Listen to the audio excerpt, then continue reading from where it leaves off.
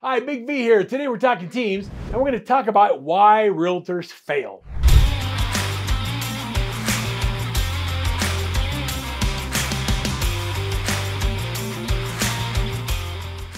Well, let me tell you, I can give you the short answer and I can give you the long answer. Let me give you the short answer, because they don't do the work. Realtors fail because they don't know what to do, and they spend the majority of their day doing activities that don't generate any new opportunities. Realtors fail because they spend all of their time getting ready to do something great. Zig Ziglar calls that getting cooked into squat, fixing to rise. And I'll tell you that reasons realtors fail is because they don't put themselves in an environment where they're around productive people. When you go into the office and you go in a room of a bunch of agents that aren't producing anything, what do you think the result's going to be? So you've got to put yourself in a position where you have a greater opportunity of success. So I'm going to give you the top 10 reasons why realtors fail, and then I'm going to give you a process for avoiding those things. Number one is lack of prospecting.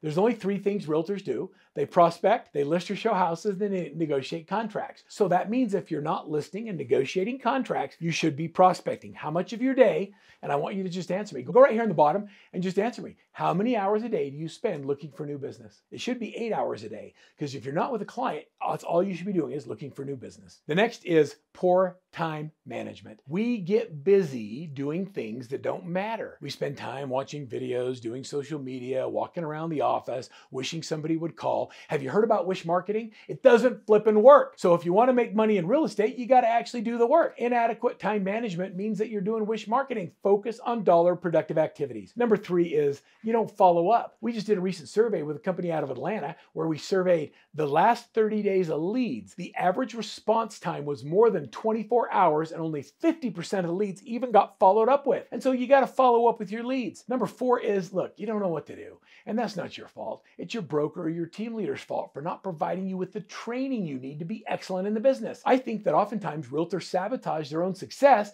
because they don't feel comfortable. And the worst thing could happen is somebody says, okay, I'd like to use you, and you don't know what you're doing. So get involved in training, get mentored by someone who's great at the business. Number five is the failure to adapt technology.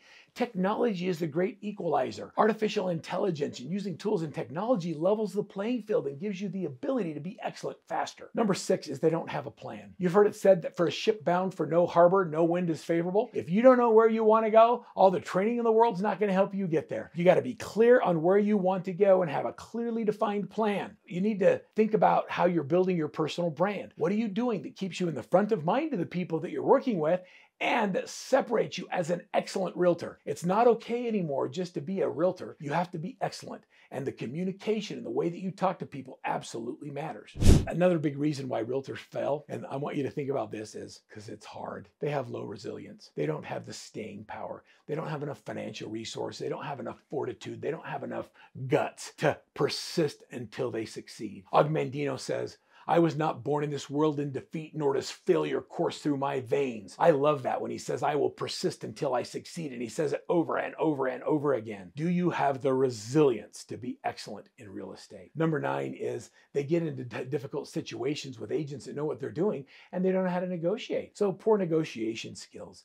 And then number 10 is the lack of accountability. When you don't hold yourself accountable and you don't have somebody in your life that holds you accountable, what happens is lack of accountability leads to failure. The difference between average and exceptional is the exceptional have people in their lives that hold them accountable to keep the commitments they made to their family, their faith, their friends, their fun, and their systems. So how do we eliminate each of the failures that realtors have and why they fail? You know, when we do our goal setting program, you'll see us break down the program. It looks like this. First, you have a goal, then you say why it's important to you, and then I make you make a list of all of your excuses for failure that you're going to use a year from now when you don't hit those goals. And then one by one, we go through and eliminate all of those excuses for failure with an action list of what we're going to do when that excuse comes up. By eliminating our excuses for failure, what happens is ultimately you end up with success. I'm going to give you a copy of the goal achievement system where you can actually follow through with those excuses for failure and how we eliminate that in our process. So are you ready for the solution? Lack of prospecting. How do we eliminate that? We block time every day to prospect, where we focus on looking for new things. We practice scripts and we dialogue. And then every day we get on the phones and we prospect for a minimum of an hour a day. I say 3 hours until you're making money. The second thing is poor time management. The solution for that is My Perfect Week. We have an entire time management training system that will help you with that. Inadequate follow-up means that you've got to follow follow the A, B's, and C's of lead management. In the bottom of this video, I'm going to link you to another video that will give you the A, B's, and C's of lead conversion. Lack of training. Throughout this video series, I've given you access to programs like Rising Agent Mastery, Buyer's Agent Mastery, and Listing Agent Mastery. Have you downloaded the programs? Have you taken advantage of the free training we've offered? If not, then, you're well on your way to failure. Get success by getting trained by the best. No business plan. You have to develop a clear plan with measurable results.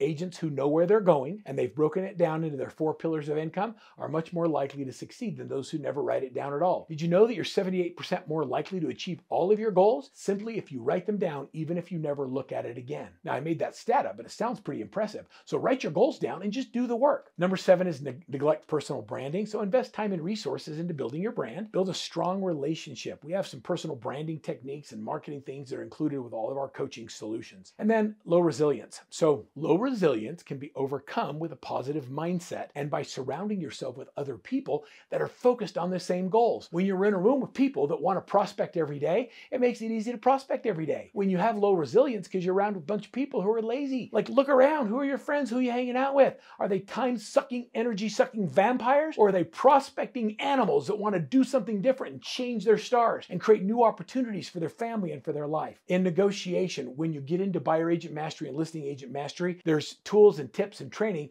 on how to become a better negotiation expert. And then lack of accountability. I don't know anybody that's a high performer that doesn't have a high performance coach. Whether it's Workman Success Systems or somebody else, make sure that you have somebody in your life who you are paying to make sure you keep the commitments that you made to yourself and to your family. I promise you that failure is not an option when you eliminate all your excuses for failure. Just change your perspective. There's so many great things you can do as you want to grow your real estate business. Decide you're going to be successful. The biggest thing in failure is the decision that failure is an option. And if failure is an option for you, then you probably will fail. If you've got a fallback plan or you're keeping your part-time job because you might not make it in real estate, well, guess what? You probably aren't going to make it. It's very, very hard to fail when failure is not an option.